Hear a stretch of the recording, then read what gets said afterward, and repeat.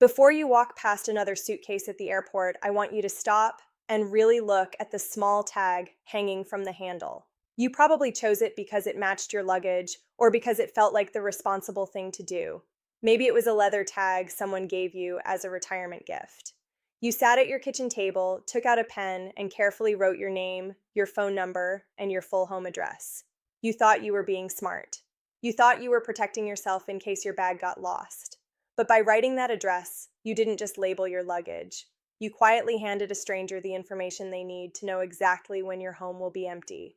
Think about what that tag is really saying to anyone who can see it. It doesn't just say where the bag belongs. It announces that the owner of that house is currently at the airport, about to board a plane, likely heading somewhere far away. It tells them you'll be gone for days, maybe weeks. It suggests the house is unattended and that no one is watching closely. In the airline industry, we have a name for this mistake. We call it an open invitation. Every single day, I watch passengers walk through terminals with these tags swinging freely, visible to everyone around them.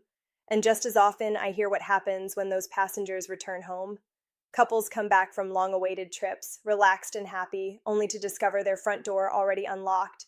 Inside, their home has been torn apart, jewelry gone, family heirlooms missing, safes drilled open, not because someone followed them home, but because they unknowingly broadcast their absence through a small piece of plastic. If this is the first time we're meeting, welcome aboard. My name is Mila, and I've been a flight attendant for 15 years. I've worked short domestic routes and long international flights across oceans. Many people think my job is limited to pouring drinks and pointing out emergency exits. But the role I take most seriously is watching. I observe people, patterns, and behaviors. I see things in airports that most travelers miss because they're focused on gates, phones, and boarding times. I've spent countless hours in baggage claim halls. I know people who work in airport security. I understand exactly who handles your luggage, who can see it, and how the lost and found process actually works behind the scenes. I'm making this video because I'm tired of seeing good people become victims of crimes that could have been prevented with one simple change.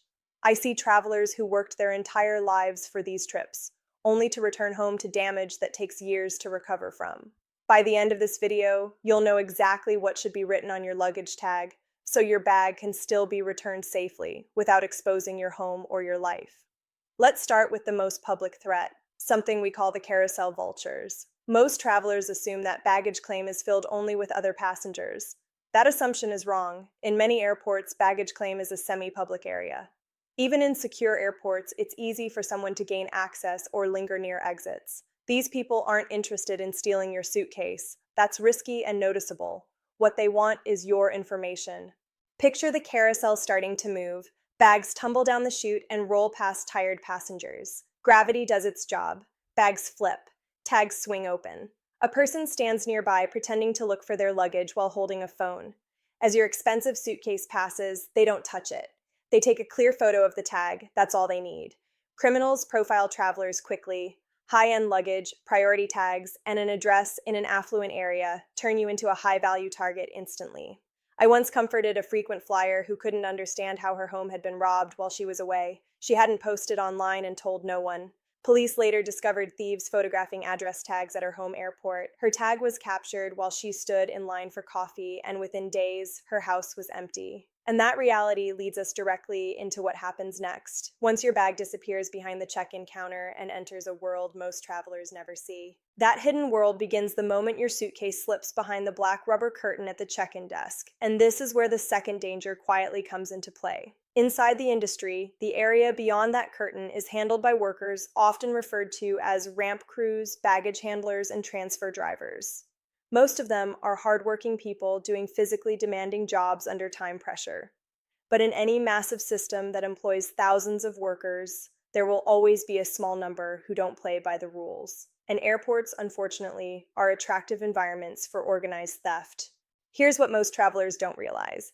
After your bag is checked, it often sits unattended for 30 to 60 minutes before being loaded onto an aircraft. It might be resting on a cart, stacked in a holding area, or waiting for transfer. During that time, handlers have complete privacy with your luggage. If your home address is written clearly on the tag, no theft is required. No suitcase needs to be opened. All it takes is a quick glance and a message sent to someone outside the airport. Your home location, paired with the knowledge that you are about to leave the country, becomes valuable information. In some documented cases, dishonest handlers have gone even further. Bags associated with high-value homes are discreetly marked using chalk or small stickers, signaling to others down the line that this traveler is worth attention.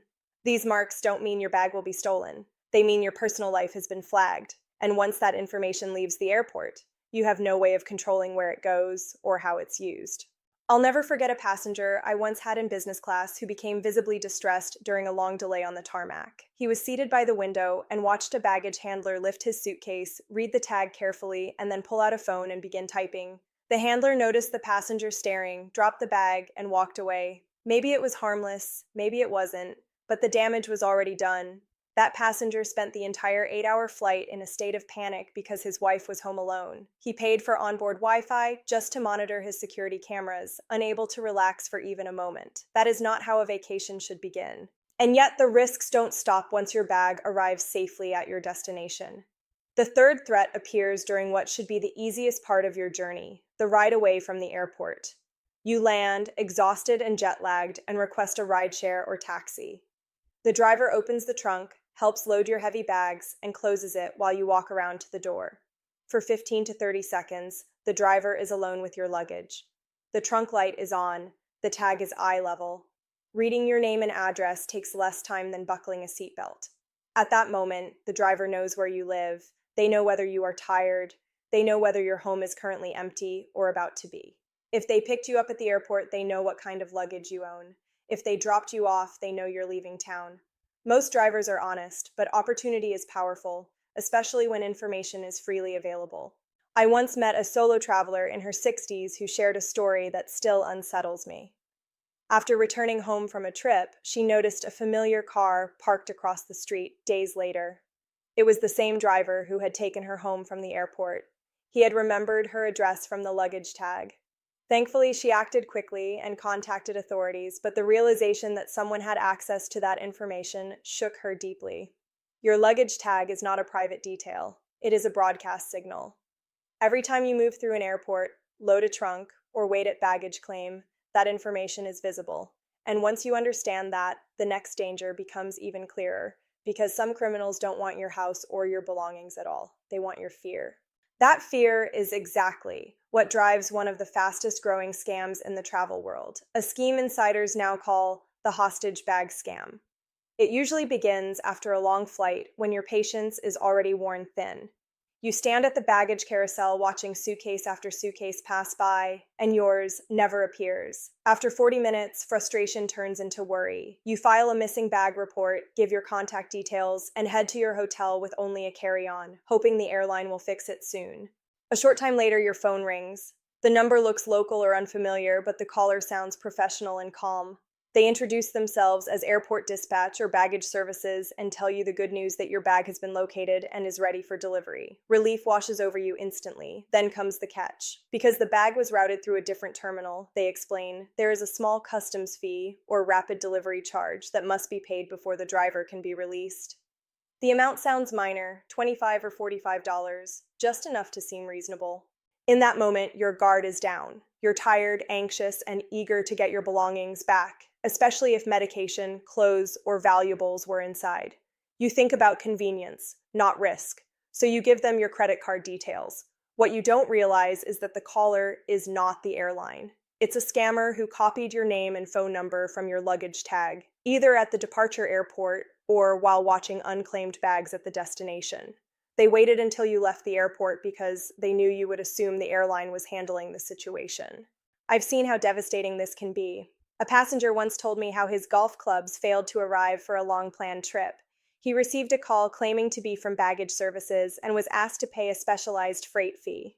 Within minutes of providing his card number, thousands of dollars were drained from his account. The worst part was learning that the airline had his clubs the entire time and delivered them for free just hours later.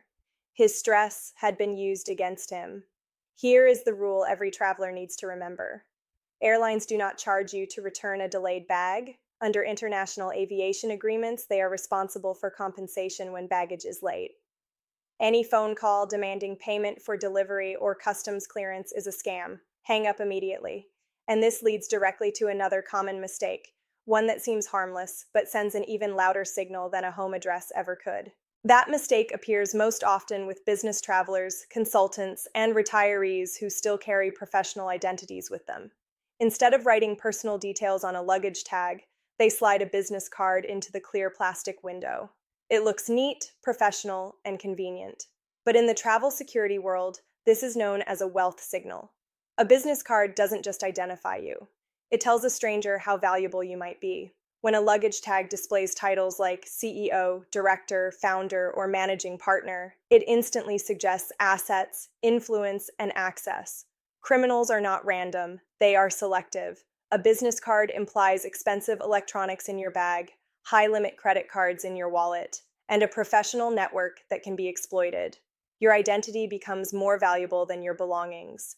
One of the most effective scams tied to this mistake is a targeted impersonation attack. A criminal photographs your business card from your luggage tag, capturing your name, job title, and work email. While you are in the air and unreachable, they send a message to your assistant or finance department. The email appears to come from you. The timing makes it believable. You are traveling. You cannot call.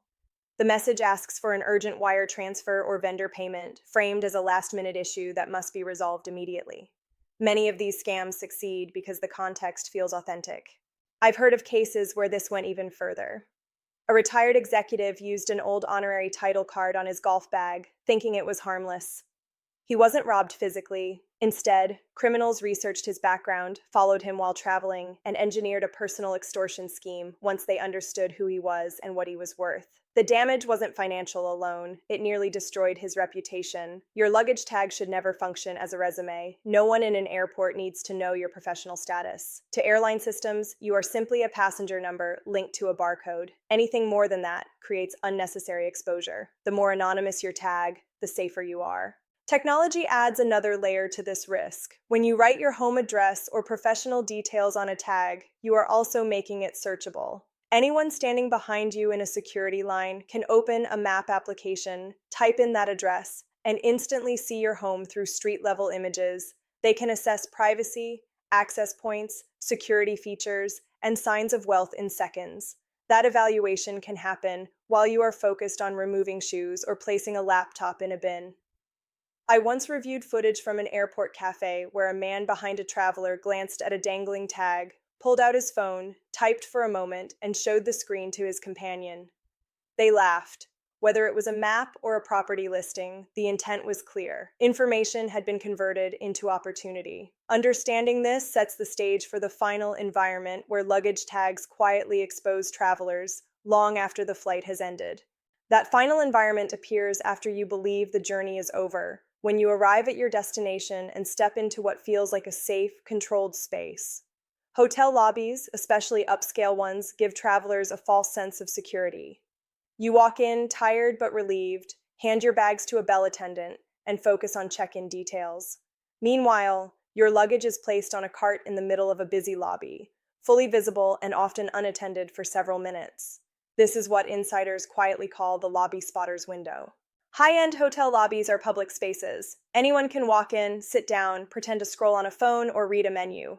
While you're signing paperwork or discussing room preferences, someone else can easily read the name on your bag or watch as a bell tag with your room number is attached. That single detail can unlock multiple scams. One version is simple theft through room charges. A spotter goes to the hotel bar or restaurant and confidently asks to charge food and drinks to your room using your last name and number. Another version is more invasive, involving phone calls to your room pretending to be the front desk and requesting card verification under the excuse of a check-in error.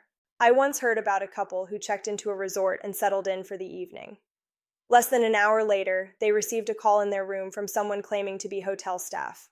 The caller used their last name correctly and explained there was a small issue with their credit card. Wanting to avoid inconvenience, they complied. The information had been taken directly from their luggage while it sat on a cart in the lobby. This is why your bag is never truly safe until it's locked inside your room. Even luxury environments have blind spots, and personal data travels faster than you think. The good news is that airlines rarely rely on the personal address written on your tag anyway. Their systems track bags using barcodes applied at check-in. Your tag is only a backup, and it needs to be a safe one. The smart alternative is simple. Use only your first initial and last name to reduce personal exposure. Add a phone number that can receive international calls, ideally one that doesn't directly link back to your home address. An email address created specifically for travel adds another layer of protection and can be discarded if compromised.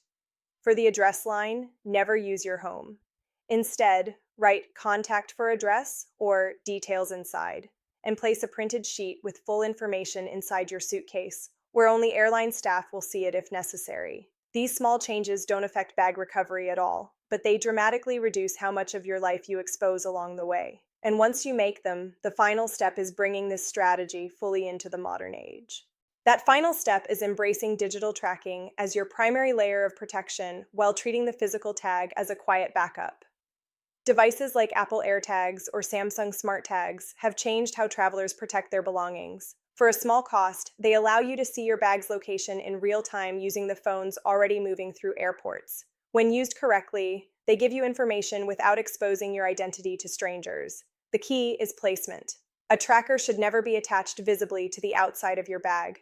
That only invites removal. Instead, hide it deep inside the suitcase, ideally beneath the lining or secured within the frame, so it cannot fall out or be easily discovered. When concealed properly, it continues working, even if someone empties the bag. Some travelers go a step further by disabling the tracker's speaker so it remains silent if moved, creating a discreet monitoring tool.